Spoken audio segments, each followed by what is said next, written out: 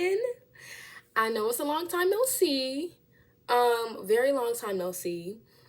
I'm currently getting ready for work right now, but I want to start this video off by saying, first off, happy holidays. Merry Christmas, happy Kwanzaa. If you don't celebrate either of the two, happy holidays. I'm not gonna lie, this month has been a lot for me to take in. I no longer have a man.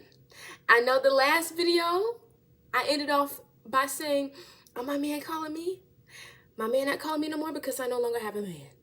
All right. And that's okay. That's okay. You know, things happen. I failed a class this semester. I had a 70 in the class.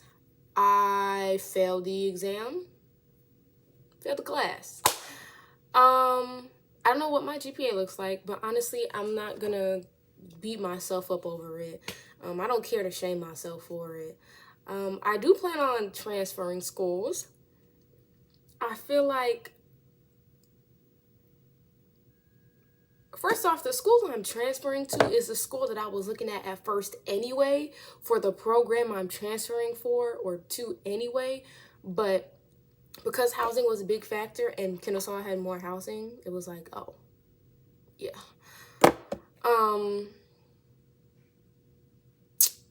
But I really just feel like I'll gain way better success there than where I am currently.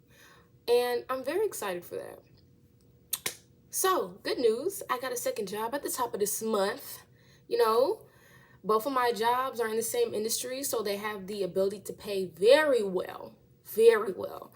I'm building my credit back up and becoming more financially responsible because, ooh-wee, girl, it was getting like, okay. I'm exploring more with my style, learning how to do box braids again, you know, the vibes. It really took me a cumulative like 7 to 8 hours, but it was across 3 days because I had to basically learn how to do it again. I still don't like how I feel like this right here isn't giving like natural braid, and I don't know how to fix it right now, but I feel like as long as I get a technique, then I'll be okay. But yeah, this is cute. I've been adding the little extendo pieces on the ends. So, you know, 613 tuck game, you know what it is. But yeah, I like my braids. I feel like they real cute, especially for it to be my first time braiding again. I got a pedicure, French gel tip. Love it. Love it. Like I said, just got done pampering myself in the shower.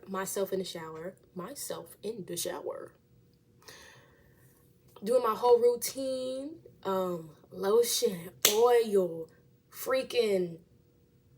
I just know when you walk past me, all you're gonna smell is warm vanilla sugar. That's it. That's all. So life is just wonderful, like for real. I've also been cleaning my room up. So very getting myself together. I did write a script for this YouTube video yesterday so I can be on track. So if you see me doing this, yeah, that's why. The phone is in front of me. Hey, phone. But basically, recently I found myself being in a period of isolation, and I'm not gonna lie, it's great, it's wonderful, but it sucks at the same time. I'm confronting habits and issues that have turned into toxic cycles, essentially, within my relationship with myself and others. I've been watching YouTube girl talk videos, you know, about how to be a better woman, a better lover, and just better in general. More so heavily how to move on and be consistent with myself. All the videos are filled with fruitful advice. However, I'm at the part of my isolation period where I have a desire for friendship, have a desire for reckless adventure, and certain specific connections, if you know what I mean, you know.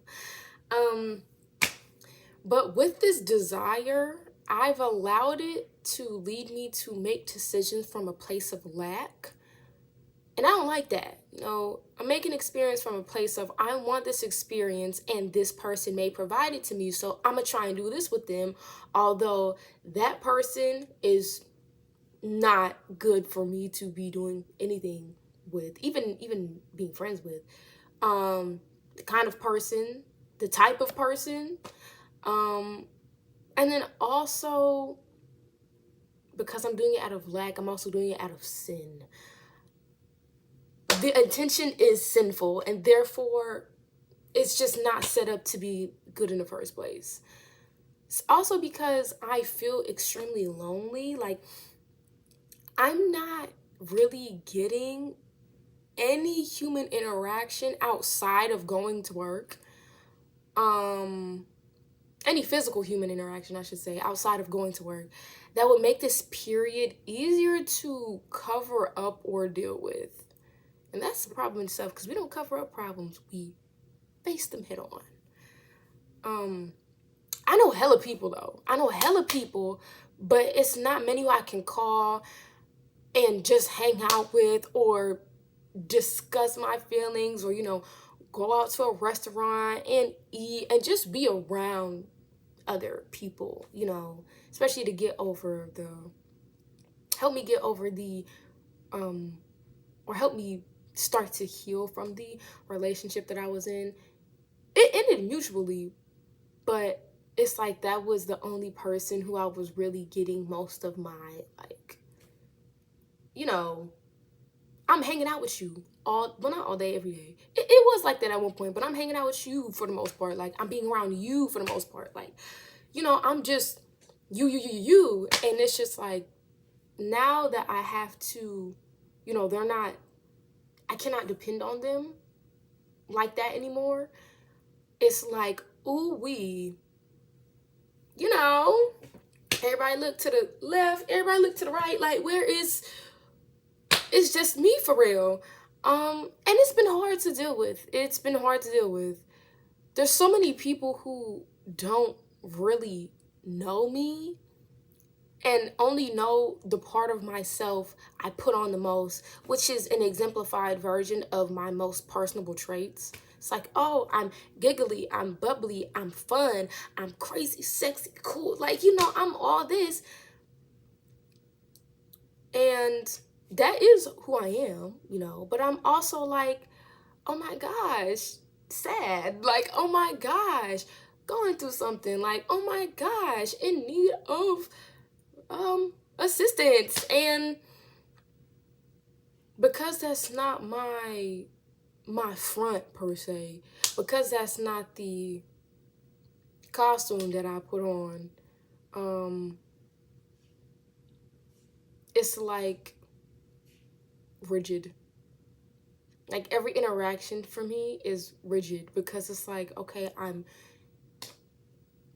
putting on this, like I said, putting on this costume, but on the inside, I don't feel like that. On the inside, I'm like, hello, help, assistance, SOS, please. And it just made me start to think, aside from being a retired people pleaser, I serve both of my jobs. And if you are a server, you just, if you worked in the hospitality industry,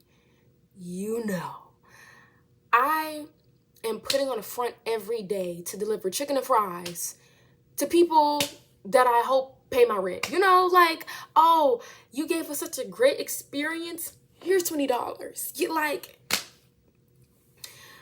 And with being a server, you are acting every day at every second. You are the reason restaurants make money, don't make money, or don't make as much as they could have. The job is hella hard on my body. It's free labor most of the time, because we getting paid $213, which is literally for taxes, and that's it. We literally just walk out with tips. And I feel like a lot of people don't understand that. Now, some states have better minimum wage for servers, but in the state that I'm in, Buki, that is $213. We ain't see none of that.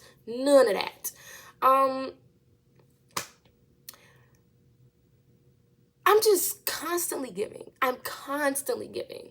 You know, when there comes a time where I'm going through something as I am now, to where I can't give it or fake the front to give it because I'm mentally exhausted or tired or sad, it's really the most difficult place to be in the world. Like, yes, I'm serving you burgers and fries, and yes, I shouldn't be crying or screaming in the freezer if it don't come out right because the kitchen messed up or somebody ran the wrong food or maybe I rang it in wrong.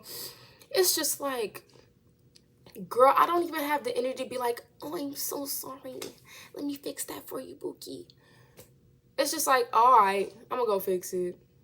Great. Like, you know, I just don't have the mental capacity to put on the front because, bitch, I'm tired. Bitch, I'm tired. Okay? I felt this way at work yesterday. You know, I almost cried a couple times yesterday. Like, at work and running errands. Like, it was a lot. I'm tired all the time. I just go to work and go home. I'm not gonna lie, I've been working myself like a dog because financially there's goals that I want to achieve where it's just like, yeah, I gotta get this money up. But it's like, bitch, I'm tired. Bitch, I'm tired and I'm sad and I'm going through something and I'm hungry. You know, like, I want this money by tomorrow. Like, it's a lot going on. And in addition to me not really having anything else to decompress outside of work or anywhere to go outside of work or anything to do outside of work, unless I get bored and do something spontaneous with my hair or my look, it just makes coping feel like a stagnant activity, for real. Like, between my two jobs, my only off day is Saturday, and I exert so much energy in these spaces because my energy is so infectious and warm. You know, many people feed off of that, and I love that I can inspire comfort and light in those spaces because it does make a difference. But like I said before, I am fucking tired, okay? And it's not fair to me. You know, my job, I feel like in this period of isolation where I've been really sitting back and able to decipher and, you know, fully start to process certain things, or at least begin the process of processing certain things, I've realized that my job is the literal physical example of how I show up for other people because they need me, but I do not show up for myself when I need me. You know, a lot of times I don't eat before I go to work. I don't get enough sleep. I'm not taking care of my body as well as I should. My back and feet hurt all damn day. All damn day. And it's just like, I'm coming home. I got clothes on the bed. I'm hungry. Maybe sad. Maybe indifferent. I just feel like, you know, I ain't got nothing going on. It's like, oh, well, do you at least try to go outside? Do you at least try to do this? Like, yes, Bookie, like, but the clubs ain't working. The lounges, I don't want to be at a club. I don't want to be at a lounge. On top of that, it's too cold. It's too cold for all that. When it comes to me eating now, I'm trying not to do that so much because as a server, like, I'm going to tip you $20. So I'm going out, basically spending $60 if I get a drink. I included the drink, actually. But it's like the food really don't be filling me up. You know, it's like, on top of that, I'm eating by myself. I'm like, damn, bitch, the fuck? Like, I don't want to keep doing that. And don't get me wrong, I pray for these jobs. And I am extremely grateful I have the ability to make money the way that I do. But I need to incorporate balance in my work-life portion of life. I can't just have, let me rephrase that. The only way that I interact with people cannot be me working and me at my job. That cannot be my main source of interaction, and it's really sad, honestly. I'd be like, damn, what the fuck? I'd be talking to my best friend on the phone like, hey girl, I'm finna go up to my job just so I can talk to the people at my job. Like, bitch, that's fucking sad. That's really fucking sad. Mind you, my coworkers is funny and chill, but it's just like I'm literally going up to my job on my off day, or I'm going up to my job on like a night shift after I work the morning, just to talk to people and be around people. And they don't know that. They don't know that. But it's still like I just be in there and I just be sad. Like, but I'd be feeling like, oh my goodness, thank you for talking to me. Thank you for doing this. Thank you for doing that. Like, this really made my night. This really made my day because I needed this.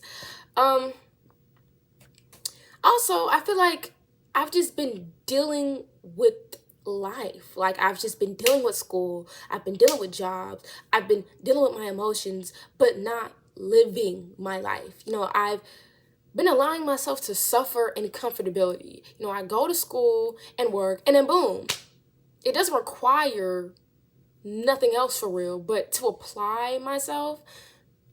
And how much I do that changes the trajectory of, you know, the journey, the experience, how my day goes, you know, how motivated I am changes the trajectory and experiences of school and my aspirations. You know, it's all connected, and I see that and I feel it so deeply. I feel failure so deeply. I feel heartache so deeply. I feel anger, disappointment, and shame so deeply.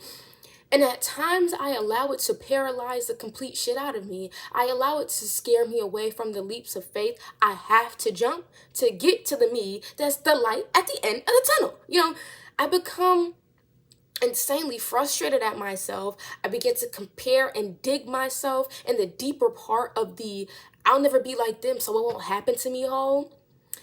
I'm literally so close to greatness and success I see others achieve, and I want to achieve for myself. Like, I literally just have to do, but the scariest part is doing.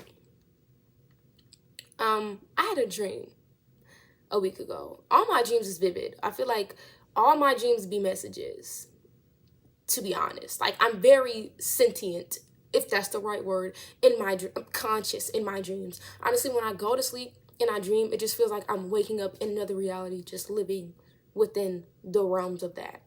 Anyway, I had a dream a week ago. It was a lot going on in the background, per usual. I was at this show. People were performing.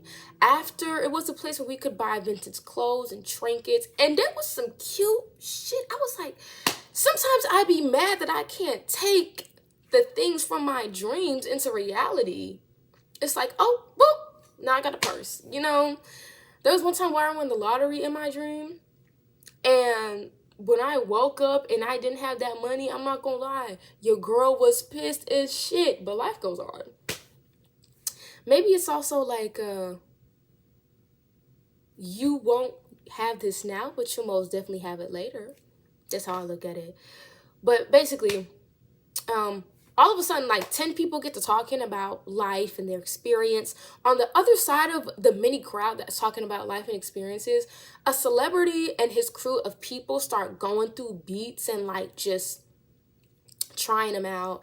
And in the process of writing, you know, songs, you know, my main focus at the time in this conversation, my main focus is this conversation that's taking place with the crowd of people. But like part of my brain is like, oh, you know, I'm listening. I'm listening to the beats. I'm listening to the celeb and his crew and what they doing, because I'm sitting here like I'm literally writing songs or writing lyrics in my head, like while I'm seeing and hearing the beats that the celeb and the crew are making. And of course, this is in my dream. It's what I would do in real life. But I was just like, damn, you know, like this shit run deep. Anyway, somebody starts talking, a part of the mini crowd. You know, they start being mad motivational. I forget exactly what they're saying, but they begin to talk about achieving your dreams and becoming your dreams. And I start crying in the dream because I'm extremely touched by what is being said, you know. He turns around and he asked me, why are you preparing for your dream? And I replied, because I'm so scared. He says, when you look over the cliff, you don't stand there, you jump. And after I heard that, I just got this feeling of relief and understanding. I ran to the other side where the beats were being played. I started to write to the beat. I wrote 222 on a piece of paper in my dream. Now, when I got over there and I was writing, they were closing up shop. But girl, that ain't stopped me. Shit. The fuck? Like, but regardless. My perspective in the dream did a movie zoom out. So it's like, follow me. Bubble letters that spelled out something popped up. The outline of one of the letters, Africa was involved in it. And the perspective ended up revealing itself to be a YouTube video I was watching while also being in the YouTube video. It's actually pretty cool. It's pretty cool. But I believe that dream was a confirmation of calling, really. I was very happy when I woke up. And I really felt this one. I really felt this dream. And it just made me realize, along with the realizations I was having yesterday, when I finally decide to perform in my purpose, I can no longer be compatible with complacency. I can no longer be comforted by fear and award myself with a bare minimum. I can no longer hide. I gotta show myself for real. And that is so scary. I have to be vulnerable for real. And that is so scary. The shadow of doubt won't be able to provide shade for my stagnation anymore. I have to be that bitch. And I am that bitch, but I don't embody being that bitch, It's like when you allow fear and projections of others to mold who they think you should be into your psyche, breaking out of that prison is the hardest thing. I'm processing so many things at once. Sometimes my feelings get so intense to the point where I feel as if I'm in a completely different body, maybe out of body experience. Maybe that's what that is. But during that time, I feel exactly where I'm supposed to be in those moments, where I am now, and how that does not align with my true purpose. And it makes me go absolutely bonkers.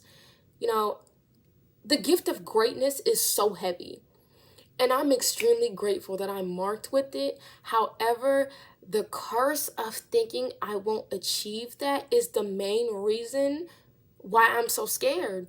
It's the main reason why I haven't stood on business with popping my shit for real. You know what I'm saying?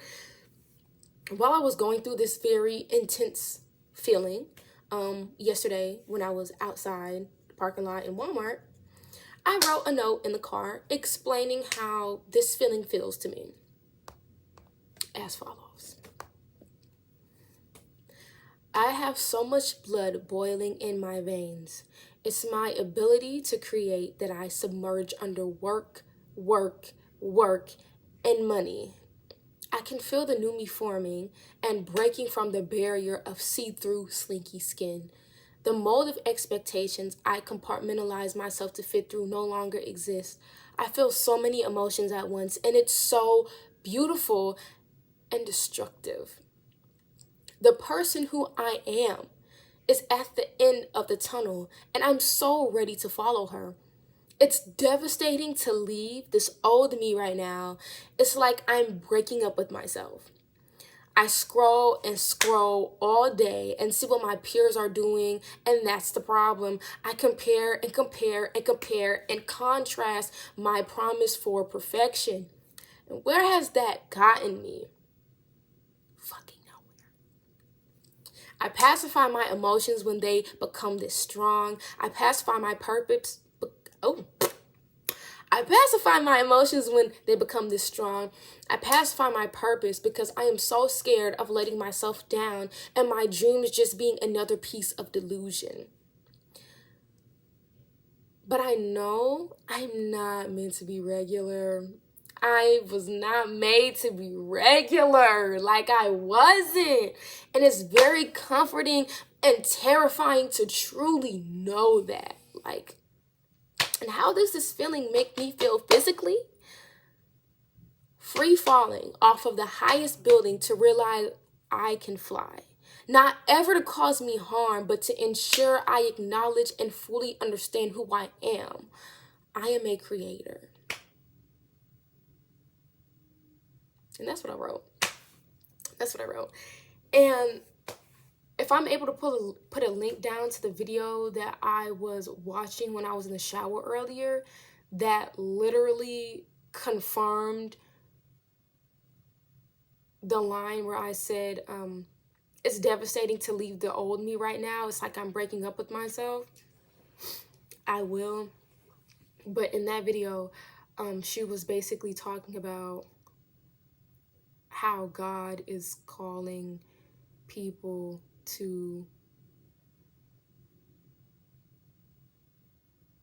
their purpose.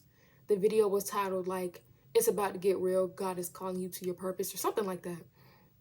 But I have this feeling like, oh my goodness, it's so beautiful. I'm not gonna lie, it's so beautiful. And I feel like I'm going crazy. I feel like I'm going crazy as fuck.